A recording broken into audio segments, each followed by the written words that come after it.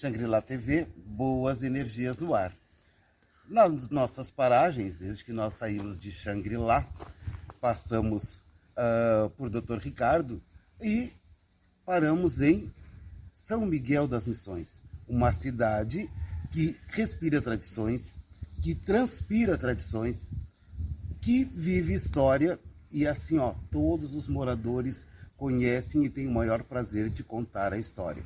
Nós estamos aqui no Ponto da Memória, criado, sonhado e edificado por Walter Braga, que está aqui conosco e vai nos contar um pouquinho desta história guarani que é tão importante para o nosso Rio Grande. Ele, que tem o sangue guarani nas veias, tem um pouco de italiano também e um pouco de espanhol, mas o Guarani é o mais forte nele e é por isso que ele cuida com tanto carinho do Ponto da Memória e vai nos contar a história Guarani. Bom, é gratificante estar acolhendo aqui a TV Shangri-La e dizer mais ainda, poder apresentar esse projeto que nós desenvolvemos desde 1990, que é o salvamento do que sobrou pós-guerra guaranítica. Outra parte nós temos reconstruindo, que é a memória dos nossos taitas, nossos descendentes missioneiros, e também se eleva ao período dos primórdios. Seria aquela vivência anterior à chegada da missão do jesuíta. Então percebes aí o bojo da história da humanidade que temos aqui em São Miguel. Bom, em 1990 eu remontei o altar do fogo, que assim os missioneiros definem, né? Que é o Tatarandê. Se vocês pesquisarem Tatandi com Y, né? Esses altares predominavam desde o primeiro ciclo missional. Na época eles utilizavam gordura de animal, hoje nós colocamos diesel, né? Bem você sabe, em causos explicados pelos nossos descendentes, eles mencionavam que os padres jesuítas utilizavam, pegavam fogo aí e faziam roteiros de caminhada com os Guarani, acendendo os outros 6 tatarandês. Na realidade existiam 7 altares. E também eles utilizavam o fogo para comunicação. Existia um código de 1 a 10 artoche, nós chamamos tochas de fogo, eles chamavam artoche, que dependia qual mensagem eles queriam transmitir, equivalia a quantidade de artoche que eles acendiam nesses altares, iam para esses locais estratégicos, e era a consonância da comunicação na época. Tanto é que muitas vezes a gente lê em livros que está mencionado aqui das missões, que os arquitetos da época escolhiam locais compatíveis para edificar as reduções. Bom, suponhamos que estamos vivendo no período missional. Adoeceu, o que é que nós fizemos? Nós pegamos 3 artoches, acendemos nesse altar, vamos lá na igreja das ruínas, e do lado de lá existe uma torre e uma escadaria interna. Eles subiam com os artoches pela escadaria, passavam o frontal, o janelão da igreja, e vinham para uma arcada que ostentava os 7 arcanjos. Isto desabou em 1888.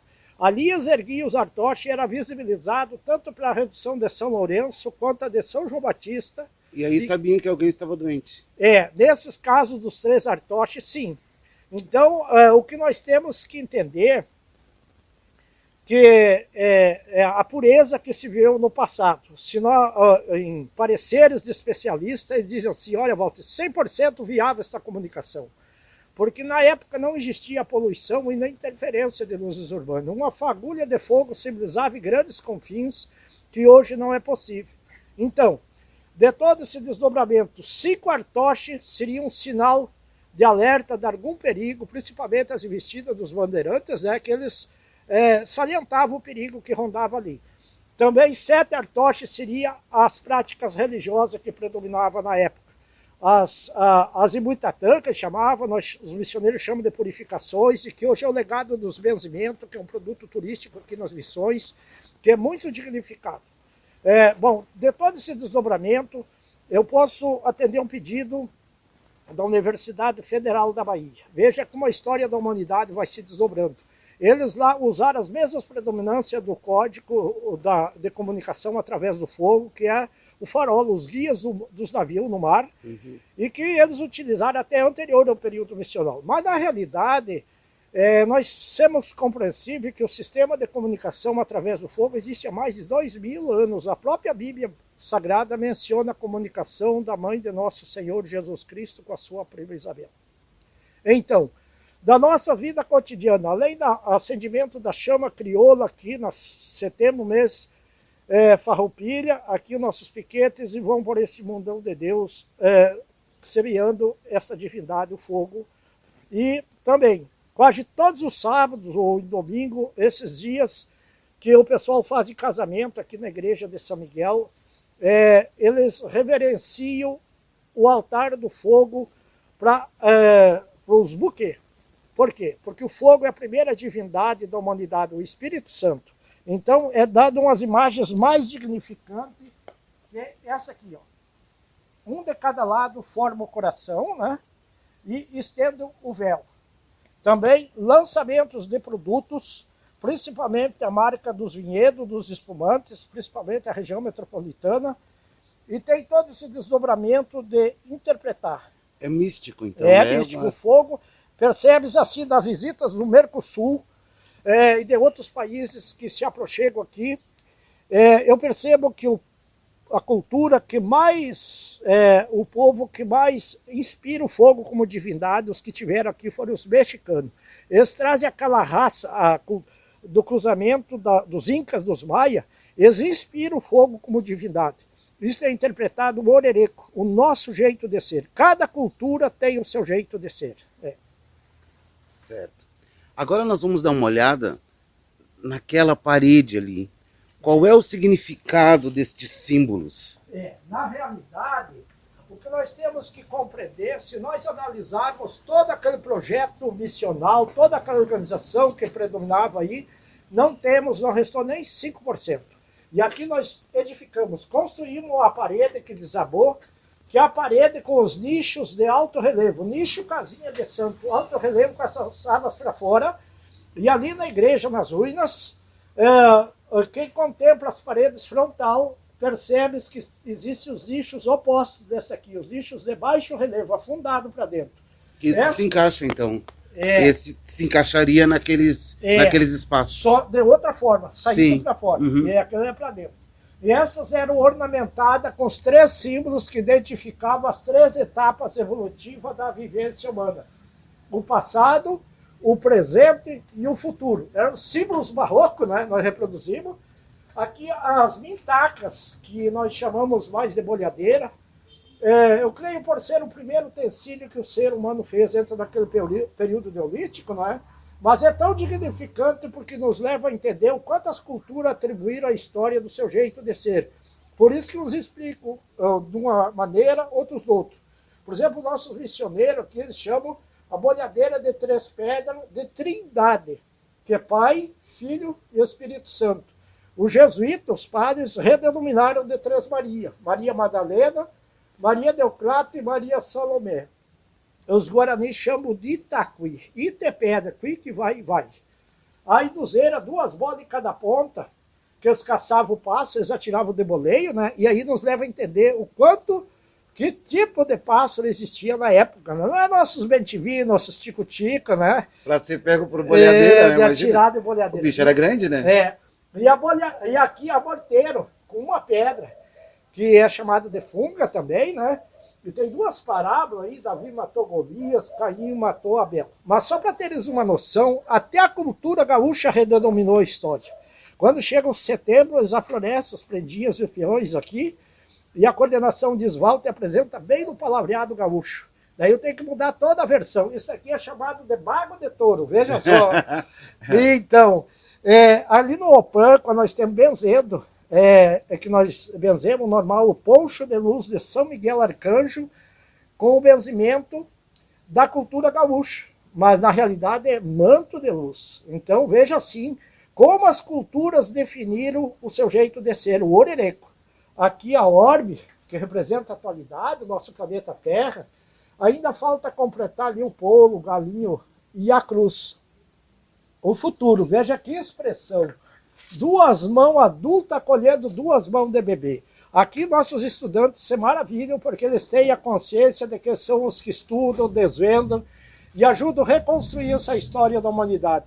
Mas tem o contexto da vida familiar dos nossos pais, dos nossos professores, da formação da cidadania e de todos aqueles que agregam a dignidade da vida humana com a cultura, assim como a TV Shangri-La. Oi, Galete, ficamos tão felizes de você estar conosco aqui, tá bem? Viu? Eu não disse que esse pessoal, eles respiram, transpiram e inspiram história.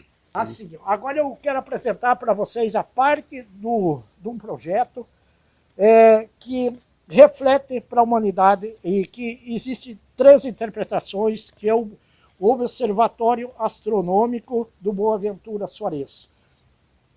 Aqui nós edificamos a primeira etapa. Na realidade vai ter uma sequência. Aqui nós vamos levantar uma torre, ali o acesso. Nós vamos aqui um contorno que nós vamos colocar as lunetas, que nós vamos fazer artesanal, estamos fazendo, do projeto do Boaventura Soares. Ele era um especialista do mundo cósmico e, na realidade, ele teve o êxito de conseguir mirar os astros. Então, na realidade, ali está a 4ª divindade da humanidade, que é o polo, o gacho, o galo, e que a humanidade assim a interpreta. Por quê? Porque está mencionado na Bíblia Sagrada, desde o Antigo Testamento, diversas vezes. Eu gosto muito de mencionar ali quando Deus passou as 2 tábuas com os 10 mandamentos a Moisés. A última foi ali quando Jesus disse a Pedro: antes que me negares 3 vezes, o galo cantará.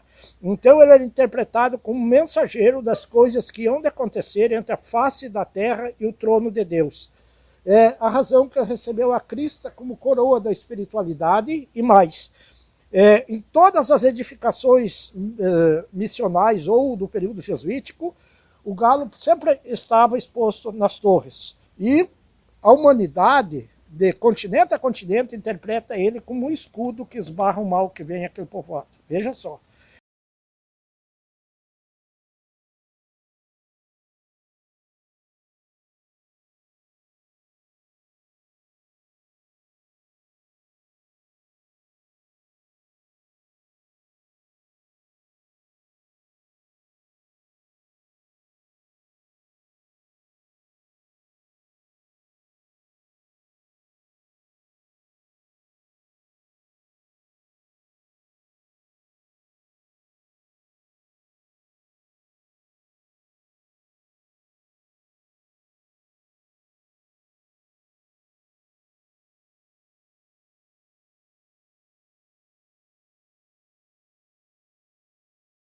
Eu quero apresentar para vocês o símbolo máximo das missões, a cruz missioneira.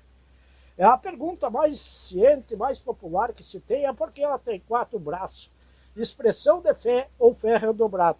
Mas os nativos, nossos irmãos Guarani e até a nossa descendência, eles mencionam, relacionam a cruz, as galerias, com os astros e a natureza. Aqui é interpretado a terra, a água, o ar, o sol, a lua e Tupã. Na realidade, existe uma diversidade de interpretações.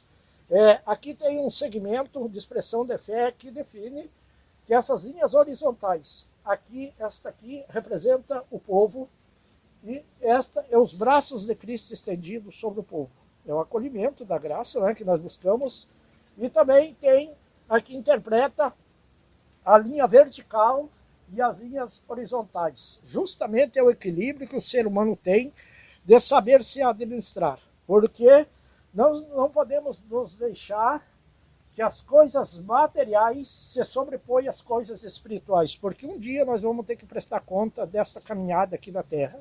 E também não deixar que as coisas espirituais se sobrepõem às coisas materiais, porque senão nós entramos naquele campo de fanatismo onde a gente enxerga só gente certinho, semelhante errado. É o Tem que ter um equilíbrio. É o equilíbrio, Perfeito. realmente. Existe outra interpretação que vem de outros países, que é a cruz de Caravaca, que é interpretada pela Espanha. Esse período aí é atribuído das cruzadas, onde os curdos levavam esse modelito de cruz e tinham como referência. Mas é atribuído ao poder da fé milagre. Então eles explicam que um cristão buscava a conversão de um poderoso ateu. E esse disse: olha, eu só me reconheço o cristianismo se me apresentarem ou comprovares um milagre. Daí entrou 2 anjos, um de cada lado, carregando, e a colocou entre eles. Bom, eles mencionam que tem lá, e tem, essa cruz, esse modelito. Mas também nós temos que entender que vem de outros continentes as interpretações. Aí o nosso querido Pedro Hortaça, ele chama de cruz de Lorena, né? Então, assim, eu creio, assim, desde esses períodos da vivência da humanidade, que passava de continente a continente, o ser humano sempre buscou um símbolo para ter o seu significado e a sua expressão pelo mundo afora.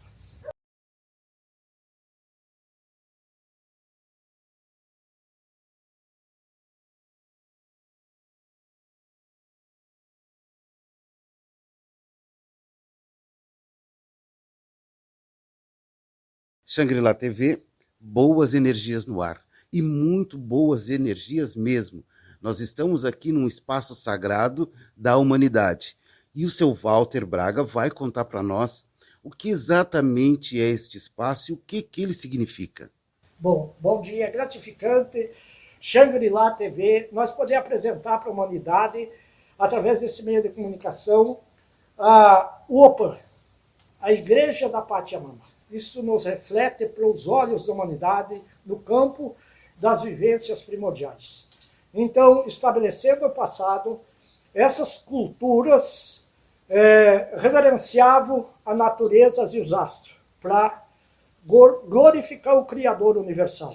Então, é compreensível que eles entendiam que as pessoas teriam que ter contato com a Mãe Terra, que nós chamamos, e eles chamavam Pachamama, para receber a vitalidade, a saúde, se fortalecer, e entendiam que a Mãe Terra sugava os vales deles. Na realidade, é uma predominância de espiritualidade, de cura, que viveu-se no passado e que predomina até hoje. Muitas vezes esses legados da doçura do campo da vivência da humanidade refletem e estão presentes na nossa vida cotidiana e a gente às vezes nem percebe. Vou citar um exemplo. Então, olhando mais pelas lições aqui, o pessoal diz assim, eu vou colocar meus pés no chão para descarregar as energias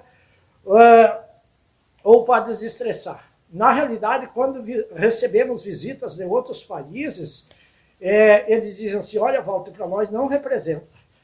Dessa forma, representa colocar os pés no chão, humildade. E aí, então, entendemos o quanto existe uma diversidade no campo de interpretar as vivências. Olhando mais para esse período onde existia pouca delimitação territorial. É um período onde a América Latina estava em formação e a Europa já estava as edificações. Veja só, nós estamos falando um período anterior à chegada da missão dos jesuítas, onde as culturas estavam estendidas na face da Mãe Terra. E aonde existisse um reduto, uma aglomeração povoeiro, que hoje nós definimos vila, cidade, eles cavavam o chão para fazer esses locais santos.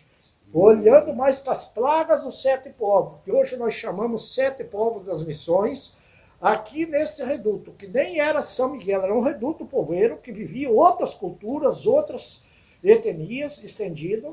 Aqui existia 7 igrejas cavadas no chão, porque é uma igreja reconhecida pela Unesco e que só restou esta em São Miguel, que nós juntamos o que sobrou, e nos Incas no Peru, extremo norte, Jujuy da Argentina, e agora que repassaram para mim que em Corumbá, Mato Grosso do Sul, também localizaram outras. Então, o que é que se leva a interpretar no mundo da museologia e da arqueologia? Existem várias igrejas aflorando, porque o povo não sabia o que era. Então, Só que é uma cultura semelhante, embora distante, né? Na realidade, a crença é a mesma, né? O ser humano, ele foi adaptando formas de expressar fé. E houve uma diversidade de interpretações, e hoje nós temos vários segmentos. Então, o que se leva a entender que logo, logo se estendeu as cristianizações pelo mundo. Medessal, o governador geral do Brasil, autorizou a missão dos jesuítas, dos padres, a evangelizar. E eles se estenderam e se aproximaram aqui para o pé do mapa, no nosso querido Rio Grande do Sul, e se depararam aqui com os Guarani. E os jesuítas eram muito tarimbeiros, sábios. Eles perceberam que aqui existia cultura e espiritualidade definida. Então, eles conciliaram esse novo conceito de vivência que eles trouxeram com o que predominava aqui, porque na realidade, se nós fosse combater ou modificar, ou dizer que tinha que ser assim, assim, não ia dar certo.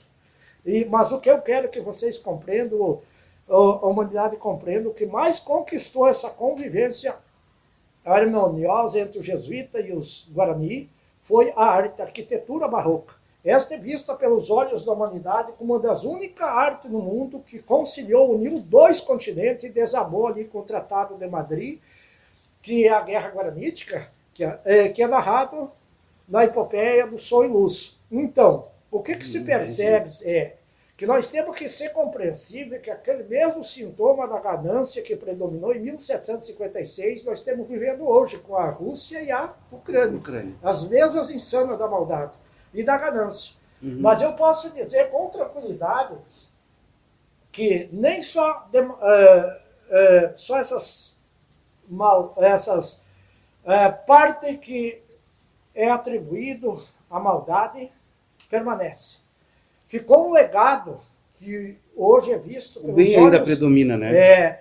Então, assim, ficou esse legado que é visto pela humanidade, que foi a vivência de consonância do período missional, onde se vivia em harmonia os nativos, os padres, os arquitetos, os irmãos jesuítas e um pouco de colonizador. É tratado o apogeu das missões, que foi um período tão rápido, mas tão foi consonante, porque foi o ciclo dos castelos missionais, como é visto, que hoje é chamado de ruínas e reduções, etc., as piauís. Então, o que eu posso dizer com tranquilidade? Que este legado nós sabemos que só aí a gente percebe a harmonia que predominava. Certo. E me diz uma coisa, essa erva mate isso aqui é um pilão, né? O que significa este pilão neste templo? Assim, o que é que nós temos que entender? Que a harmonia houve um secretismo aí. Na realidade, vivia em consonância a parte do campo da espiritualidade, que chamamos de secretismo, nós chamamos a fusão que houve entre a expressão do cristianismo fraternal que predominava aqui com os nativos, que é a razão que é chamado berço do cooperativismo, e juntou-se, houve uma fusão com o cristianismo da evolução da tecnologia industrial trazido pelos jesuítas. E houve muito respeito do jesuíta com o que predominava aqui. Tu percebes aqui nesse pano que nós juntamos, parece um altar, as peças da arquitetura barroca. Eles enfeitaram, ornamentaram esses locais santos que predominavam aí. E mais, o Opan tem diversas vasilhames, que aqui está a água, que é a pureza da vida, a semente, que é a abundância, e aqui a erva, que é o caá, a erva sagrada. E isso aqui nós temos o costume de chamar de pilão, mas na realidade o nome é chamado baete. O pilão os colonizadores atribuíram. Na realidade ele ficava na parte central, que é o local onde eles pegavam o caá, a erva sagrada, para fazer as purificações. Então eu quero apresentar para vocês os passos da purificação, certo. Que na realidade é o secretismo, e que predominou há 40 anos atrás ainda, o pessoal, ainda nossos descendentes missioneiros, ainda cavavam o chão para fazer esses locais santos. Bom, aqui, pessoal, é o cajado. O cajado é mencionado na Bíblia Sagrada, o profeta Moisés, né? Esse aqui. Então, a pessoa que vai se purificar, ou se benzer, entra por ali, faz a volta, recebe o cajado, vem aqui, pega uma porção, um punhadito do caá, erva sagrada, faz a volta bem tranquilo, chega aqui e dá um tacaço e medita todas as coisas ruins, as coisas negativas, para que sejas queimado a inveja, a murmúria, as frustrações, os obstáculos, para que sejas queimado todos os empecilhos que se deparamos dia a dia, desde as ciladas do mal, das maléfias da humanidade, desde a doença da carne, dos ossos, dos nervos, que assim sejas queimado. Que sejas queimado todas as aflições, as amarguras, as tristezas, tudo aquilo que te leva a sofrer, que isto não faças parte mais da tua vida. E também, desde 2019, foi acrescentado mais um pedido, que sejas banido da face da terra esta pestilência, em nome de nosso Senhor Jesus Cristo. Então aqui se queima todas as maldades, as angústias, as tristezas e o sofrimento da humanidade. Agora faz a segunda volta e pega mais uma porção do erva sagrada e vem fazer a purificação, ou seja, o pedido das coisas boas, de bênção, de saúde e de proteção divina, da outro tacaço, para que São Miguel Arcanjo medite teus sonhos, teus projetos, idealizações ao trono de Deus. E os anjos do céu se maravilham sobre ti, e resplandeças a felicidade divina. Estabeleça sobre ti um esplendor de glória que o manto divino do Espírito Santo, para definires o caminho por onde tu possas seguir, e assim estabelecer teus sonhos promissores que tanto tu almejas e que tu defines como felicidade para ti e para todos aqueles que tu convive, com a graça do plano da glória de Deus. E aqui o pessoal acrescentaram mais um pedido, pela paz mundial, justamente o que nós estamos vivendo na atualidade. Então, aqui se pede todas as coisas boas, os pedidos de bênção, de saúde e de proteção divina. Aqui não é um xamanismo, aqui é uma mediação com o trono de Deus. Então, da outra tacada, a pessoa faz a terceira volta e agora ela vem se ungir com a água. Importante, às vezes eu não estou aqui, ou não tem outros benzedores, que até os Guarani vêm aqui, mas os nossos guias de turismo, os nossos professores, eles sabem desses passos aqui, eles se ungem com a água, eles sabem o que mais sente dor, aonde mais precisa da cura, é unção, água e benta, é sagrado. Mas quando é eu que estou benzendo, o outro, nós molhamos a mão e dizemos, aqui está teu filho, ou a tua filha, com o manto sagrado eu te purifico de todas as maléfias da humanidade, e com o aroma dos anjos e dos arcanjos eu te unjo com a pureza da água. É molhada a mão, Pai, Filho e Espírito Santo. Eu molho as duas mãos e faço o revestimento do manto de luz de São Miguel Arcanjo para que nenhuma seta do mal lhe atinja. E agora eu convido a pessoa para dar 3 passos. Então, a pessoa aqui, vocês perceberam, que é um cristianismo atualizado. Agora entra o cristianismo dos primórdios. Aí tu percebes, nós percebemos, o quanto existia a consonância da expressão de fé. Os dois, tanto do período jesuítico quanto do período dos primórdios. Aí eu passo a coordenar essa parte. Eu fico com um cajado, né? Eu convido a pessoa para reverenciar o plano sideral, o céu, colocando as duas mãos na água benta, e elevar o pensamento para o trono de Deus, para receber a paz, para receber a saúde, para receber a proteção divina. É importante entender que cada clamor, pedido desse que eu falo, eu dou um tacaço, eu que estou com o cajado. E estendo a mão sobre a pessoa que está aqui para receber essa dádiva da glória de Deus. Agora eu convido a pessoa para reverenciar os astros e a natureza, aspergindo a água para fora, para louvar, para glorificar a Deus por esse esplendor de glória que é o manto divino do Espírito Santo, que estabelece a tua vida e define a felicidade que tanto tu precisas. Daí a pessoa pega um cajado e passa para outro. Importante vocês saberem, quando recebemos excursão, eles têm tempo limitado, aí nós juntamos os cajados, desde os cajadinhos das crianças pequenininhas aqui, juntamos aqui e daí estendemos o manto de luz sobre aqueles que estão aqui no OPAN e os que estão fora ali, estende a mão sobre os que estão aqui. Então, é uma consonância recíproca da espiritualidade e da graça de Deus. Pergunta? Nada, eu estou encantado, estou me sentindo em casa. É ótimo, é gratificante aqui eu dizer para vocês e poder apresentar por esse meio de comunicação a TV Shangri-La e dizer assim, ó, que este espaço aqui, eu atendo o pedido do Frei Hábito, é o correspondente, é o mandarecor da Unesco, é de convivências da humanidade. Ele diz assim, Walter, faça com que as pessoas reflitam. A igreja de São Miguel ali, a nossa igreja aqui, construída de 1735 a 1745, aqui já predominava. a meditação, a reflexão é esta. Quantas pessoas passaram aqui no período primordial?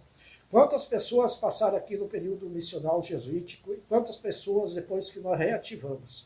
As palavras mais doces que eu já ouvi na minha vida foi dos nossos professores, onde eles diziam assim, olha, Walter, nós estamos vivendo um descompasso na formação dos nossos futuros cidadãos. Passo a passo nós assistimos eles se rebelando contra a família, contra os colegas, e, na realidade, se nós não ocupar nos currículos escolares essas dádivas da pureza da humanidade na formação de nossos futuros cidadãos, a outra parte ocupa.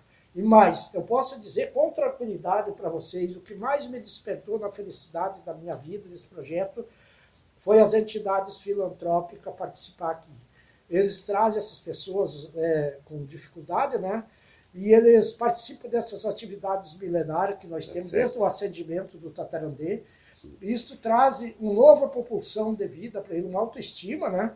Projeto Curuminhos da Brigada Militar, inserção à cidadania, além da nossa cultura gaúcha. Certo. É dignificante. Walter, nosso tempo tá limitado.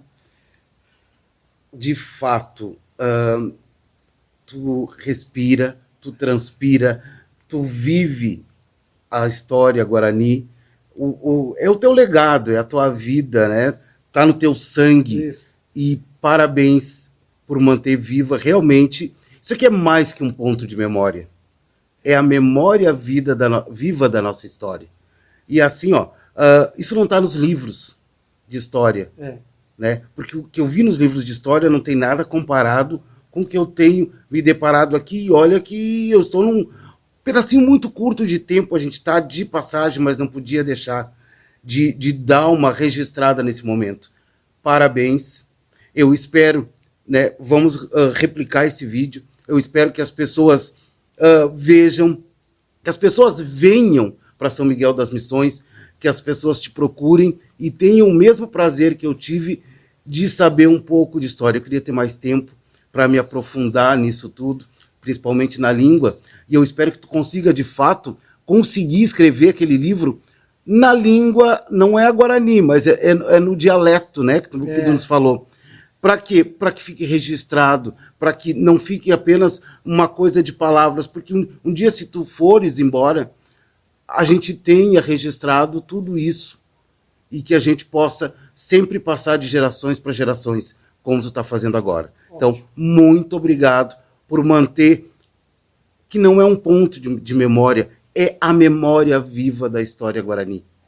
Eu retribuo com avati, que a gratidão para vocês e para todos aqueles que ouvem esta maravilhosa rede de comunicação que é a Shangri-La TV, e dizer que daqui das missões resplandece esse momento especial para a humanidade, e eu creio que essa distinção que se viveu como modelo de vivência para a humanidade, estamos vivendo hoje aqui no Manancial, no ponto de memória, e que é também interpretado como o encontro de todas as memórias. Então é tão dignificante vocês estar aqui convivendo neste momento, que resplandeça o manto de luz da glória de Deus. Amém. Amém. Shangri-La TV, mais do que boas energias no ar, extremamente purificado na Pachamama. Que maravilha.